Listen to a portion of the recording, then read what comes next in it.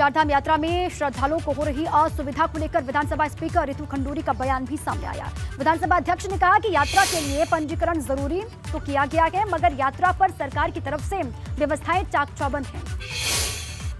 एक तरफ हम कह रहे हैं बहुत भीड़ आ रही है, सुविधाएं नहीं है, दूसरी तरफ हम कह रहे हैं रजिस्ट्रेशन बंद हो गया है, तो दोनों में कुछ समानता दिख नहीं रही। तो मुझे पूरा विश्वास है सरकार की अच्छी तैयारी है और आगे और सुचारू रूप से यात्रा चले उस पर कार्य हो रहे हैं। हमें पता था कि इस बार भीड़ आएगी, लेकिन इतनी भीड़ आएगी हम शायद अपेक्षा से ज़्यादा भीड़ पहुंच रही है और अच्छा है, आना भी चाहिए। कोविड के बाद लोगों को बाहर जाने का मौका मिल रहा है, घर से बाहर निकलने का मौका मिल रहा है और हमारे लिए अच्छा है कि टूरिज्म बढ़ रहा है, रिलीजियस टूरिज्म खूब चरम पर है, अच्छी बात। चारधाम यात्रा में कई विदेशी श्रद्धालु भी पहुंच रहे हैं। ऐसे में गंगोत्री धाम में आए एक विदेशी जोड़े ने हिंदू रीति रिवाज के मुताबिक शादी की है। शादी में देश विदेशों से आए यात्री और गंगोत्री धाम के तीर्थ पुरोहित साक्षी बने। आपको बता दें कि शादी करने वाला जोड़ा पनामा कंट्री के रहने वाले हैं और दूल्हे का नाम जोस गोंजालेन और दुल्हन का फिल्जाबेथ है।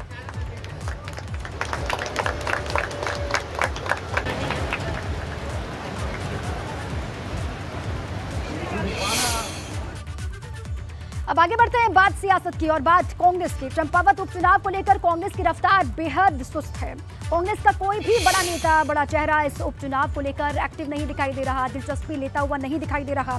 अभी तक बड़े नेताओं का चंपावत का शेड्यूल तक तय नहीं हो पाया है, समझिए।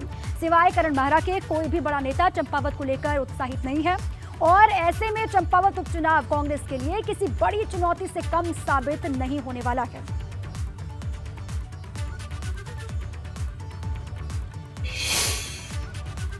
और बात भाजपा की। चंपावत विधानसभा उपचुनाव के लिए भाजपा ने प्रचार की रणनीति को अंतिम रूप देना शुरू कर दिया है। जल्द ही भाजपा के स्टार प्रचारक आपको ग्राउंड पर दिखाई देंगे, उपचुनाव के लिए प्रचार करते हुए नजर आएंगे।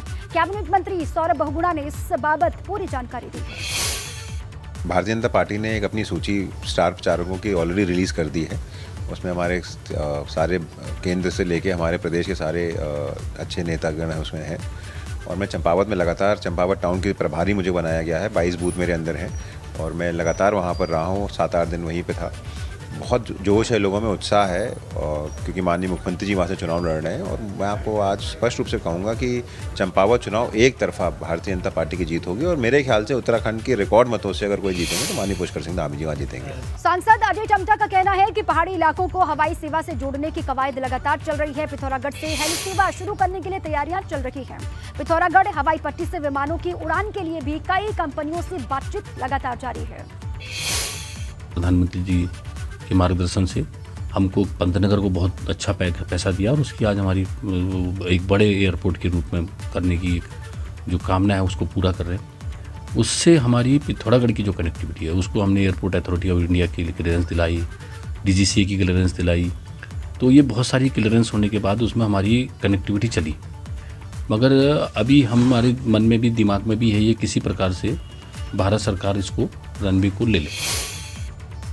19 मई को देहरादून में मुख्यमंत्री पुष्कर सिंह धामी की मौजूदगी में वित्त मंत्री प्रेमचंद अग्रवाल आम बजट 2022-23 को लेकर अलग अलग वर्गों के लोगों से सुझाव लेंगे। वित्त मंत्री प्रेमचंद अग्रवाल ने कहा है कि बजट आम नागरिकों के मुताबिक बने, इसके लिए सुझाव लगातार लिए जा रहे हैं। मैंने ये निर्णय लिया कि क्यों ना एक अच्छा बजट हमें हमारे सामने आए और उसमें हमारे प्रदेश के तमाम स्टेक होल्डर्स उनको आमंत्रित हम करें, उनके सुझाव लें और उसमें जो भी सुझाव हमारे ये सब आ जाएंगे तो निश्चित रूप से आने वाले बजट में उनको हम शामिल करेंगे और शामिल करने के बाद फिर मुझे ऐसा लगता है कि जनता का बजट, जनता के लिए बजट, तो ये स्वाभाविक तौर से मुझे कहते हुए खुशी हो रही है कि ये जब से प्रदेश बना है तब से इस प्रकार की एक्सरसाइज पहली बार हो रही है। भाजपा विधायक विनोद चमोली अपने पूरे परिवार के साथ मसूरी पहुंचे और यहां के प्राकृतिक सौंदर्य और मौसम का आनंद लिया। पत्रकारों से रूबरू होते हुए उन्होंने कहा कि मुख्यमंत्री पुष्कर सिंह धामी के नेतृत्व में लगातार प्रदेश विकास की ओर अग्रसर है। वहीं चुनाव के समय जारी दृष्टि पत्र के तहत सरकार ने काम करना शुरू कर दिया है। हमारी सरकार के कामकाज का ही परिणाम है कि उत्तराखंड में मिथक टूटा है और 47 सीटों के साथ भारतीय जनता पार्टी दोबारा सरकार बना पाई। वर्तमान में सरकार ने अपना काम प्रारंभ कर दिया है और जो जो वादे हमने लोगों से किए थे, जो अपना दृष्टि पत्र हमने लोगों के सामने रखा था, उस पर अमल प्रारंभ कर दिया है। तो कुल मिला के सरकार बहुत बेहतर काम कर रही है। धामी जी के नेतृत्व में प्रदेश लगातार आगे बढ़ रहा है।